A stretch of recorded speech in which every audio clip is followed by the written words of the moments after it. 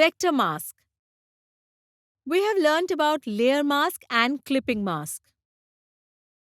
Now, let us learn how to use the vector mask. We already know that we work primarily on photographs in Photoshop, and this software is a raster graphic. That is, the images in it are created using pixels. Photoshop lets you create vector graphics only to certain extent.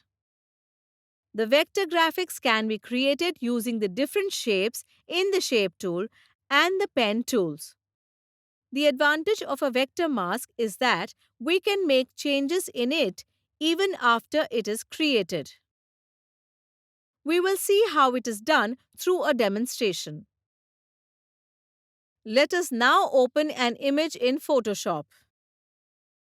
We will select the person in the photo using the Pen tool. While selecting the photo, always select the option Path from the option bar. The vector mask is created when you press Ctrl and click on the layer mask on the palette. This means that only that part of the image for which the path is created is seen. There is one more way to do this, which is by clicking twice on the layer mask on the palette.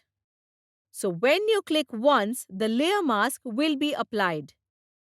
When you click once again, the vector mask will be applied. A third way to do this is to select the vector mask command from the layer menu. Select the option Current Path. If you do not need the mask, then right-click on the mask thumbnail and select the option Delete Vector Mask, and then the mask will be deleted.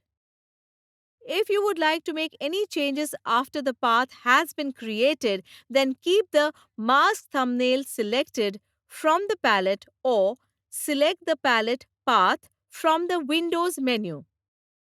Select the Path Selection tool from the toolbox and click on the outline of the path. When you click, all the anchor points will be visible again. Select the Direct Selection tool and make changes in the path as needed. Suppose a section of the image feels like the image background, and if you would like to remove it, then choose the option Exclude Overlapping Shades from the option bar and start selecting the specific area using the Pen tool.